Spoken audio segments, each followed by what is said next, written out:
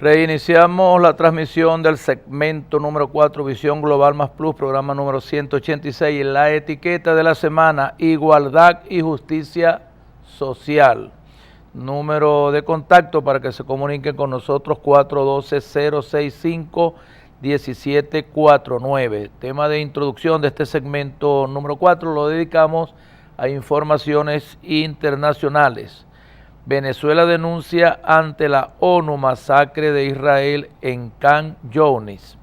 El embajador de Venezuela ante la Organización de las Naciones Unidas, Samuel Moncada, presentó este sábado en el Consejo de Seguridad una denuncia a Israel por la masacre en Khan Younis, en el sur de Gaza, y el uso de inteligencia artificial para asesinar civiles inocentes. Moncada afirmó que los aliados de Israel ocultan sus crímenes en los medios internacionales para normalizar el horror que se sufre en Gaza, y aseguró que es obligación de todos los estados frenar ese genocidio. Vamos a un video con Samuel Moncada y regresamos. Señor presidente, en las últimas horas hemos sido informados por la página oficial de noticias de las Naciones Unidas sobre el descubrimiento de más de 283 cadáveres enterrados en el hospital Nasser del área de Khan Younis, en el centro de Gaza. Los cuerpos de ancianos, mujeres y heridos fueron encontrados con sus manos atadas y despojados de sus vestimentas. El hospital Nasser fue objeto de un ataque por parte de las fuerzas ocupantes de Israel a principios del mes de abril, que redujo el complejo hospitalario a un montón de ruinas. Este crimen de guerra es solo el último en una lista creciente que abruma nuestra capacidad de procesar el horror que ocurre en Gaza. Israel no quiere que el mundo sea informado sobre la masacre del hospital en Khan Younis y ejecuta una operación de propaganda negacionista mientras aumenta las atrocidades. El gobierno de Israel está convencido de que puede desensibilizar a la opinión pública mundial, normalizando el horror. Durante los últimos meses hemos visto cómo, con total impunidad, Israel ha desatado una ola de muerte en Gaza. Israel ha asesinado a más de 34.000 palestinos, principalmente mujeres y niños. Cada 10 minutos un niño o una niña es asesinado o herido y la masacre no para. En los últimos 6 meses, Israel ha asesinado a más de 100 trabajadores humanitarios, incluyendo personal de las Naciones Unidas, así como a trabajadores de los medios de comunicación. Israel está usando armas que emplean la inteligencia artificial para asesinar civiles inocentes que no forman parte del conflicto militar. La población palestina está siendo usada como un gigantesco campo de experimentación criminal. Por su parte, la Agencia de Naciones Unidas para los Refugiados de Palestina, UNRWA, comunicó que las calles de Khan Younis, tras la retirada de las tropas israelíes, están llenas de municiones sin detonar, lo que supone un riesgo para la población que se ha visto obligada a regresar a la zona. Bueno, esta es una situación grave ya. Más de 76 años de guerra le ha impuesto el imperio israelí sionista, apoyado por los Estados Unidos de Norteamérica, potencia sionista también, al pueblo de Palestina. Y no es sino aquí, en Venezuela, en el gobierno bolivariano de la República Bolivariana de Venezuela, con un representante ahí ante la Organización de las Naciones Unidas, Samuel Moncada, excelente e internacionalista, quien solicita por solicitud, por supuesto, del presidente de la República, Nicolás Maduro Moro, el cese al fuego, y denuncia todas las atrocidades que se vienen cometiendo ahí desde que iniciaron los bombardeos desde Israel a Palestina en octubre del año pasado. Ya se contabilizan más de 34.000 muertos, más de 100.000 heridos, destrucción de un patrimonio cultural de la humanidad, más de 10 años bloqueados para que no entren alimentos, no entre agua potable, no entre combustible, no entren medicamentos, equipos, sancionados, pues, embargado ahí por el sionismo, el pueblo heredero de los filisteos, nuestro pueblo de Palestina. Ahora amenazan ahí con retirarse de Camp Jones, pero dejan explosivos sin dinamitar, son las llamadas tradicionalmente las bombas antipersonales, para matar aquí el que vaya y pise o toque o haga por calor humano, el sensor se active, inmediatamente muere el civil inocente o el soldado o la misma gente que pudiera de una u otra manera estar ahí en esas áreas. Un crimen total. Y bueno, ahí está, ojalá, ahí está el ALBA TCP, ahí está la Liga Árabe, ahí está también el pronunciamiento de Argelia, hay pronunciamientos de la misma organización de las Naciones Unidas, pero ahí está liderando el presidente Nicolás Maduro Moros a través de Samuel Moncada esta solicitud de que se tenga ya el genocidio, el holocausto contra el pueblo de Palestina. No esperemos que el último sobreviviente de Palestina, por favor, muera en manos de la invasión, de la ocupación y del bombardeo de la nación de Israel, del Estado israelita. Aquí tenemos, presidente Abbas insta a Estados Unidos a impedir ataque israelí a Rafah. Mahmoud Abbas, presidente de la Autoridad Palestina, urgió a Estados Unidos a utilizar su poder e influencia para impedir que Israel cumpla su amenaza de entrar con su ejército a Rafah, ciudad al extremo sur de la Franja de Gaza, con la mayor cantidad de palestinos. Su declaración ocurre el 28 de abril, durante la reunión especial del Foro Económico Mundial en Arabia Saudita, enfocada en encontrar alternativas para desescalar el conflicto en Gaza. Un oficial de Hamas anunció que una delegación viajará el lunes al Cairo para avanzar en las negociaciones por un cese al fuego. Bueno, ojalá y el presidente Abbas, cumpliendo ahí funciones de autoridad de Palestina, en este llamado al presidente de los Estados Unidos, Joe Biden. Yo creo que Joe Biden no le llega a eso. Todos los presidentes acostumbran a las 3 de la mañana, reciben por supuesto todas las noticias de todo lo que pasa, primero que todo en sus municipios, en sus estados, en su nación, y después inician ahí de más importante a menos importante todo lo que pasa en el mundo. ¿Será que Joe Biden, a alguien del Departamento de Estado, de la Casa Blanca, de su Secretaría de Relaciones Exteriores, le va a enviar este mensaje que le hace Mahmoud Abbas? Nosotros sabemos que Rafah está ahí en frontera con Egipto, es por donde se han ido a refugiar la mayoría de los palestinos que se ven asediados por la invasión sionista israelí, con el bombardeo indiscriminado, inmiserable, destruyendo todo, toda vida humana.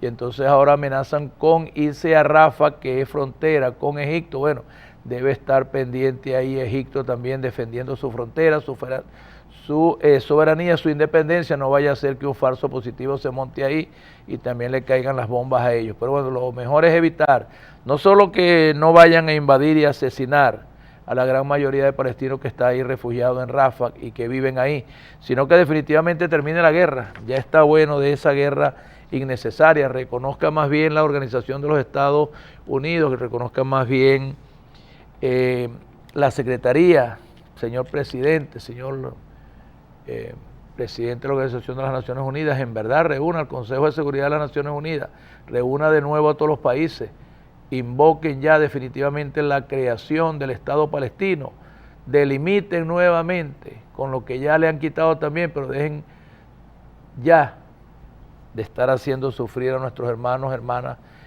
palestinas. Aquí tenemos otra noticia internacional. El Congreso argentino debate el paquete de reformas de Milei. El proyecto contiene un tercio de los artículos sobre los 644 originales de la llamada Ley Bases y Puntos de Partida para la Libertad de los Argentinos. Sindicatos, partidos opositores y organizaciones sociales llamaron a concentrarse frente al Congreso en rechazo del proyecto. La ley incluye la declaración de la emergencia económica y energética por un año, la reforma del Estado la laboral, un régimen de incentivo a las grandes inversiones y cambios en la ley previsional. Bueno, nosotros advertimos aquí cuando el señor Milei ganó, que ganó por amplia mayoría, se empoderó, se apoderó, está gobernando y bueno, ha sido nefasto para el tema económico de la Argentina y el tema social y el tema de todo el vivir bien ciudadano allá de nuestros hermanos y hermanas argentinas. Este señor Milei definitivamente impuso ahí un paquete neoliberal, neofascista, fascista 100%, y está atropellando a la población argentina. Las cuentas sociales, bueno, bajando los indicadores de la calidad de vida que tenían los argentinos a través de los gobiernos anteriores, sobre todo los gobiernos de Néstor Kirchner y de Cristina, aunque el último gobierno en verdad pasó sin pena ni gloria, el del señor Alberto Fernández. Todos los argentinos están en el derecho de protestarle a su gobierno cuando éste en verdad no está gobernando para las grandes mayorías, que es el pueblo de la Argentina, sino que está gobernando para la élite económica argentina y las grandes corporaciones de los imperios, de los Estados Unidos de Norteamérica, de la Unión Europea, o aquellos que satisfacen definitivamente los intereses de las políticas neoliberales que está implantando el señor Milei. Cristina Fernández exigió un giro a la agenda neoliberal de Milei. La expresidenta de Argentina, Cristina Fernández, se refirió al discurso ofrecido días atrás por el presidente Milei al anunciar el superávit fiscal y financiero logrado en el primer trimestre del 2024 como producto de su drástico plan de recortes y que, según la expresidenta, no tiene sustento. Ante tal situación social y el inútil sacrificio que está haciendo la sociedad argentina, el presidente debe comprender que debe dar un golpe de timón a esta política, añadió la expresidenta. Vamos a un video con la expresidenta Cristina Fernández y regresamos para el comentario. Cuando escuché, por ejemplo, congratularse por el déficit público, por el superávit público del primer trimestre y resulta que no pagaste el CAMESA, la energía, no pagaste las obras públicas, no pagaste lo que le debes a las provincias, no pagaste lo que le debes a las universidades. Es como ustedes en su casa, después de no haber pagado la luz, el gas, el agua, las expensas, el alquiler, la señora que trabaje, la niñera, digan, tengo un superávit. No, hermano, no tenés superávit. No es cierto. No es cierto. Mirá todo lo que debés. ¿Superávit de dónde? No tenés superávit. De acuerdo con usted, señora expresidenta de la Argentina, es verdad, tremendo ejemplo, y los ejemplos son hechos reales. Si una familia no paga los gastos del hogar, no es que tenga un superávit, es que está en deuda con esos compromisos que tiene. El sacrificio grave que está resistiendo ahí el pueblo de la Argentina con respecto a estas restricciones, a ese superávit, que son números azules en las cuentas de la economía, pero que son números rojos en las cuentas o las estadísticas sociales de nuestros pueblos. Es decir, si no llegan algunos subsidios en algunos productos, si la cesta básica no tiene de alguna u otra manera un componente social, si se paran las obras de infraestructura hospitalaria, educativa, si se generan pasivos laborales públicos, entonces lo que se está convirtiendo tarde o temprano, porque es que estos ahorros que pudiera estar haciendo con estos cortes y estos recortes para fortalecer fortalecer las finanzas públicas, tarde o temprano se lo van a revertir, y por supuesto el tema de la inflación, el tema de la devaluación, esos recursos cuando los vaya a querer utilizar o los vaya a querer invertir, pero invertir como invertimos nosotros los socialistas, los del pensamiento socialista, no los del pensamiento neoliberal. Invertir en el hombre, en nuestros pueblos, mejor calidad de vida, mejor educación, mejor salud, mejor entretenimiento, mejor deporte, calidad de vida para nuestros pueblos. Las grandes infraestructuras, está bien, edificios, carreteras, trenes, puentes, puertos, son necesarios, pero si el acompañamiento del tema social no va ahí en conjunto y se destinan buenas cantidades de los presupuestos nacionales para satisfacer las necesidades de la nación, ninguna nación puede decir que tiene un superávit en sus finanzas, en su economía, cuando tiene al pueblo pasando hambre, pasando necesidades, sin educación, con universidades cerradas, con huelga de los trabajadores, etcétera, etcétera, etcétera. No, los superávits se muestran cuando en verdad los pueblos tienen un superávit en cuanto a la complacencia o al cumplimiento de que puedan vivir bien, que puedan cubrir sus necesidades, que puedan tener una cesta básica acorde con los ingresos, que los salarios de los trabajadores sean acorde también con lo que hacen, que las instituciones públicas, que la salud pública, que la energía eléctrica, que el agua tenga en verdad precios en cuanto a cubrir por lo menos los costos reales de generación, de producción, pero que también nuestros pueblos reciban en cada barrio, en cada urbanización, en cada sector, comunidad, municipio, estado, un verdadero situado constitucional para satisfacer también las necesidades de administración y de operación de esos municipios, de esos estados, de esas gobernaciones. Así que superávit, endeudándose, superávit, frenando el desarrollo económico, el crecimiento social, eso no es superávit, eso es una soga que tarde o temprano te van a mover la silla y te vas a ahorcar, Milei, te vas a ahorcar, como presidente. Medidas nefastas.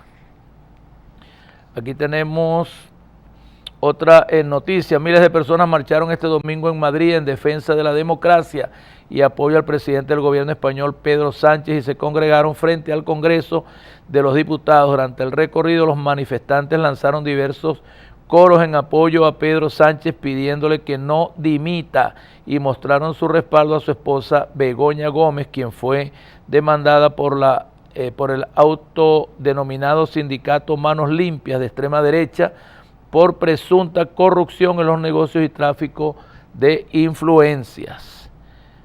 El gobierno del presidente Pedro Sánchez comunicó este lunes que decidió seguir al frente del Ejecutivo tras el periodo de reflexión que se ha tomado en los últimos días, ante lo que consideró una campaña de acoso por parte de la derecha contra él y contra su esposa. Bueno, no voy a profundizar en los comentarios de esta noticia porque no tuve tiempo de leer bien y de encargarme bien de qué se le acusa a la esposa, la primera dama ya en España del presidente Sánchez, la señora Begoña.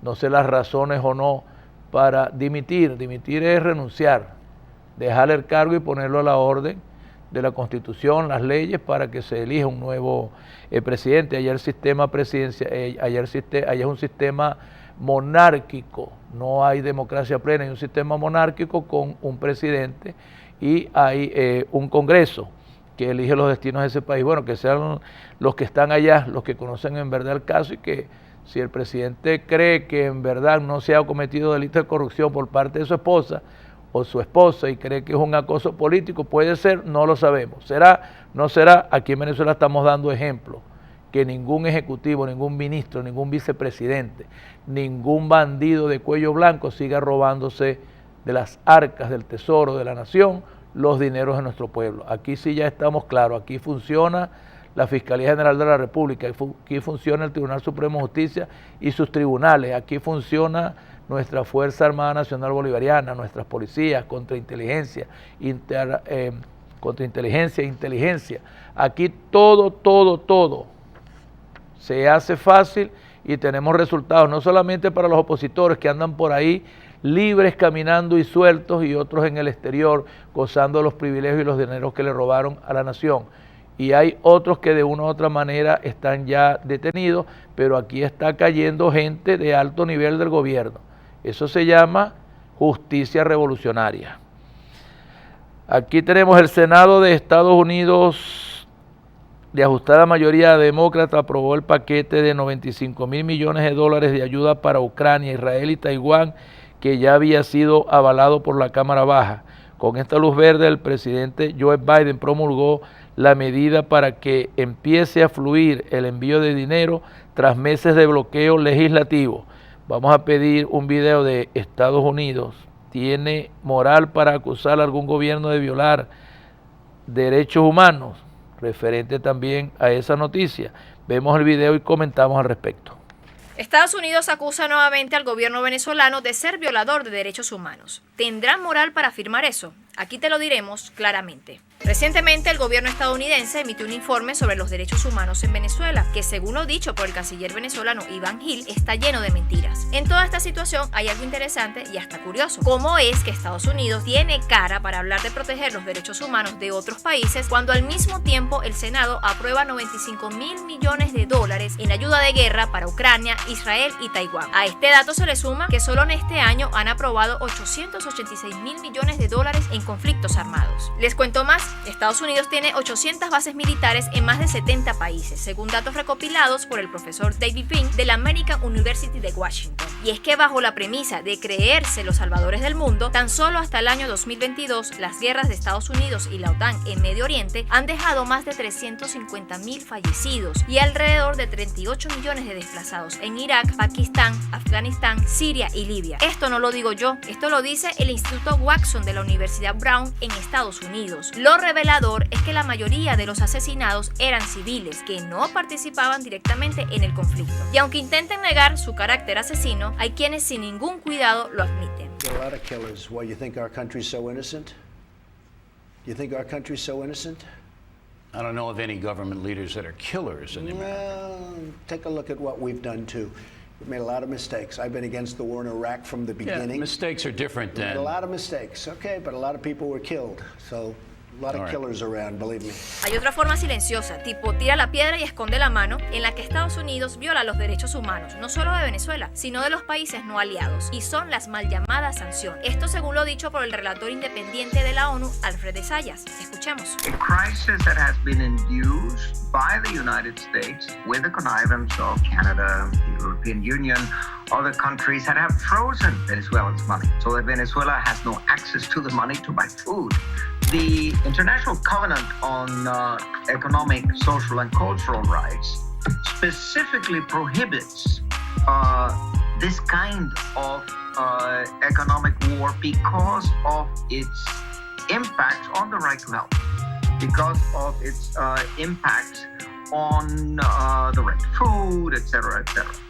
Mark Weisbrot and Professor Jeff Sachs concluded in their report that in the year 2018 alone, as many as 40,000 Venezuelans died as a result of the sanctions and financial blockade. Now that has gotten worse since 2018. So responsibility to protect means responsibility to stop this artificial sanctions, which I compare with the siege of towns and cities in medieval times with the one purpose to starve them to death. El asunto con la doble moral de Estados Unidos no llega hasta ahí, pues Amnistía Internacional señaló en enero de este año que Estados Unidos sigue perpetuando graves violaciones de derechos humanos al referirse a la existencia del Centro de Detención Militar de Guantánamo, el cual está en contra de los valores fundamentales de justicia, libertad y dignidad que promueve el gobierno estadounidense. Otro dato, Estados Unidos viola los derechos de los migrantes con impunidad, y así está plasmado en un informe de la Oficina en Washington para Asuntos Latinoamericanos, WOLA, en el que señalaron casos de golpizas, negación de atención médica y abusos de autoridad por parte de los agentes de la patrulla fronteriza. Entonces, ¿tiene moral el gobierno de Estados Unidos para decir que el gobierno venezolano viola los derechos humanos de su pueblo? Aquí te lo dijimos claramente. Bueno, excelente video en la primera parte de esta noticia internacional. Tenemos que los Estados Unidos de Norteamérica, el Congreso aprueba 95.000 millones de dólares para que siga la guerra en Ucrania, Israel y refuerce a Taiwán. Taiwán todos sabemos que es un territorio insular que pertenece a la China territorial continental, que una vez Mao Zedong ganó allá la revolución y se creó el Estado-Nación de la República Popular de la China en 1948. El general Chen Sheng, creo que se llamaba así, se retiró con su ejército y se fue y se refugió ahí en Taiwán. Taiwán es un territorio insular de la China, igual como fue Hong Kong, que también estaba separado y ya está totalmente, forma parte de todo el territorio continental. Por ahí el tema de una sola nación, dos sistemas, en cuanto a que en Hong Kong prevalece el sistema capitalista, pero administrado ya directamente por las autoridades chinas. No sucede así lo mismo en Taiwán. Y Taiwán no está por ahora en guerra con la China para recuperar ese territorio, pero se están preparando y destinar en medio de la hambruna del mundo, en medio del hambre en África, en Asia, en medio del hambre en Latinoamérica y el Caribe, en medio del hambre en Europa, en medio del hambre allá en los mismos Estados Unidos en Norteamérica, en Oceanía, que también hay pobreza.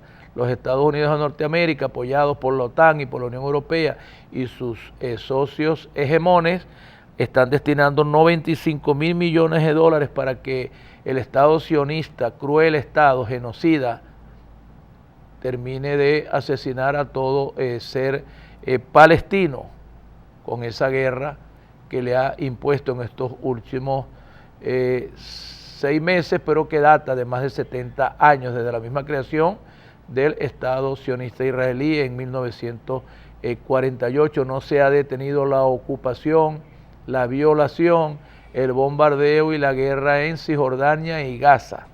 Así tal cual, los despojaron de su territorio y ahora los Estados Unidos 95.000 millones de dólares. Igual el tema de Ucrania tiene una guerra definitivamente ya perdida, ellos mismos lo saben, su presidente lo ha dicho, se lo ha dicho al mundo, siguen prorrogando, siguen corriendo la arruga de la derrota para demostrar que nada, que los Estados Unidos de Norteamérica sigan vendiendo municiones, armas, aviones de guerra, tanques, etcétera, a los ucranianos para querer penetrar el territorio ruso, apoderarse de extensiones de territorio, de ciudades, etcétera. Pero bueno, Rusia no está sola, Rusia tiene aliados, miembros de los BRIC, es amigo de la China, es amigo de otras naciones del mundo, país rico en petróleo, país rico en gas, país con producción de cereales para alimentar a toda Europa.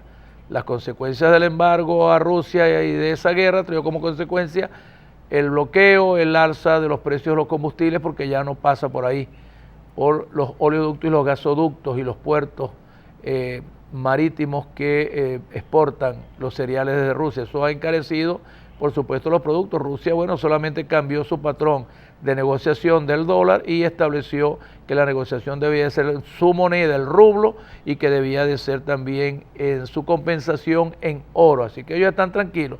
Por un lado tienen el problema de esa guerra y por otro lado han sido atacados también.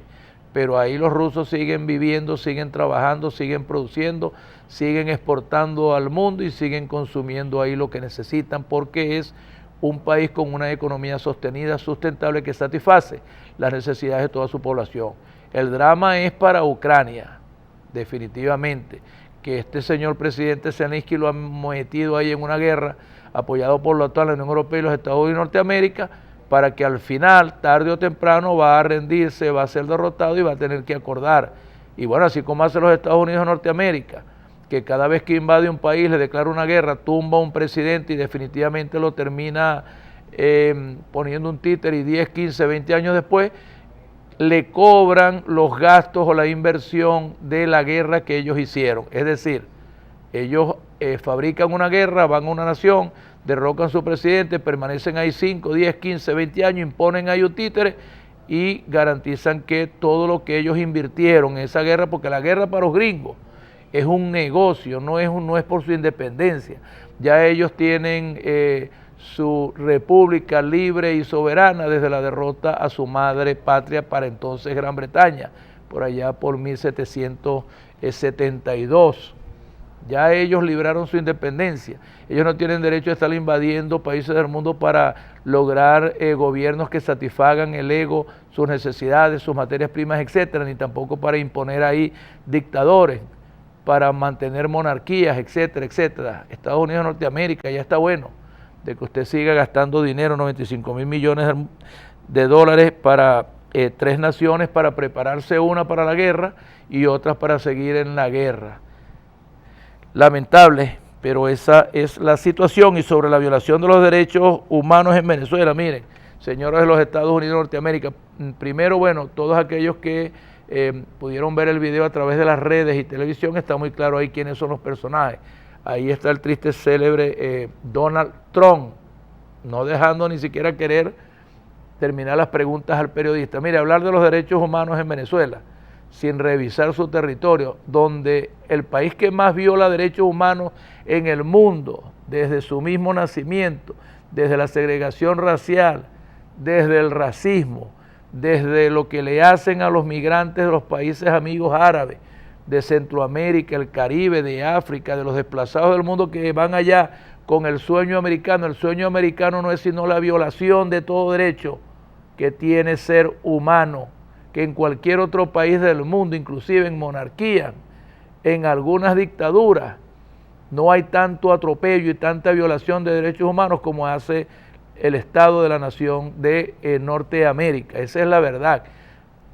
Abren las fronteras para que entren migrantes de otras naciones del mundo y después los esclavizan o los ponen en situaciones de los esclavismos modernos, del fascismo y del neofascismo. Esa es la verdad. Llegar allá a los Estados Unidos de América por un puerto, por una frontera terrestre, por México, que se van desde Centroamérica a través de la selva ahí del Darién, de todos los países, los que llegan y otros se quedan náufragos, otros que no llegan, pero la verdadera pesadilla inicia cuando están en territorio norteamericano. Primero el que va a trabajar y consigue trabajo es tratado y es explotado como un sistema esclavista. Nunca le van a pagar igual que a un norteamericano blanco, porque a un norteamericano de color le pagan menos, las mujeres ganan menos que los hombres. Es un Estado, es una nación racista, fascista, violadora de los derechos humanos. Venga usted aquí a ver cómo se respetan los derechos humanos contemplados en esta linda, bonita y soberana Constitución, la que un día Chávez dijo la bicha. Aquí está la bicha, mandando en Venezuela. Bueno, vamos, antes de ir a la pausa de este segmento número 4, vamos a saludar a quienes nos envían por las redes sociales. Nacer García, saludos. Gilberto Villalobos, saludos. Fidel Chacín, saludos. Geraldín Rincón, saludos. Alcalde, full sintonía en familia. Alfredo Marín, saludos. Adrián Morán, saludos. Marlon Díaz, saludos. Víctor Pontón, saludos. Prole Machado, saludos. Valeria Barrios, saludos. José Parra, saludos. Kevin Gotopo, saludos. Juan Medina, saludos. Eric González, saludos. Saludos, hermano juez. Douglas Pirela, saludos. Luis Machado, saludos. Ángel Molero, saludos. Nuri Rincón, saludos. Héctor Borges, saludos. Sara Almarza, saludos. Nicole Graterol, saludos. Alex Ramírez, saludos. Oliver Olivares, saludos. Gabriela Molero, saludos. Ana Medina, saludos. Nelvin Acosta, saludos. Richmond Guerrero, saludos. Nicole García, saludos. Alfredo Núñez, saludos. Algeni Paz, saludos. Douglas Pirela, saludos, alcalde. Padilla en Victoria, amén. Iván Durán, saludos. Antino Sanz, saludos. Fabiola García, saludos. Yolimari Morillo, saludos. Manuel Orozco, saludos. Wilmer Benito, saludos. Daniel Portillo, saludos. Carlos Zurbarán, saludos. Jesús Vilches, saludos. Israel Mora, saludos. José Pirela, saludos. José Pirela. Yendri Suárez, saludos. Jove Llano, saludos. Rolando Díaz, saludos. Daniel Reyes, saludos. Isa Pérez, saludos. Rubén Martínez, saludos. Sandra Vera, saludos. José Barrio, saludos. Cosmelia López, saludos. Sarce Villamil, saludos. Albornoz Ferrer, saludos. Luis Rincón, saludos. Luis Peralta, saludos. Bueno, necesario nosotros saludar a las personas que nos escriben por las redes, porque tenemos así una medición del rating de este programa que cada semana dice el profesor Eddie Aguirre que está mejor. Así que tenemos que saludarlo, es un tiempito que el programa se toma, porque amor con amor se paga. Reciprocidad. Nos saludan, los saludamos. Y vamos de inmediato ya a esta pausa en el segmento número 4 con un video y regresamos con el último segmento número 5, Visión Global Más Plus, programa número 186. En este periodo electoral, las amenazas telefónicas, los secuestros express e incluso el asesinato de varios candidatos a algún puesto político se han convertido en una constante. Tanto así que, de acuerdo con un estudio realizado por la consultora Integraria, el promedio diario de afectados es de 2,2 personas y con ello, este proceso previo a las elecciones se ha convertido en el más peligroso y sangriento de la historia de México. De acuerdo con este informe, son Jalisco, Colima, Michoacán, Chiapas y Guerrero los estados donde el nivel de peligro es mayor y donde la probabilidad de la intervención del crimen en sus elecciones locales es muy alta, debido a que hasta un 80% de su territorio está controlado por diferentes cárteles quienes están trabajando para abrir paso a sus candidatos seleccionados. Pues sí da miedo, o sea, inseguridad más que nada porque uno no sabe qué es lo que se espera saliendo de casa o del trabajo. Ante esta situación, el propio López Obrador ha lamentado la muerte de los aspirantes a algún puesto político. Ha instado a apresurar las líneas de investigación de todos los casos para dar con los responsables y ha asegurado que, al menos en el caso de los candidatos presidenciables, cuentan con un equipo de seguridad personal para proteger sus vidas. Así, a poco más de un mes de las elecciones más grandes de la historia mexicana, la violencia va manchando este proceso democrático.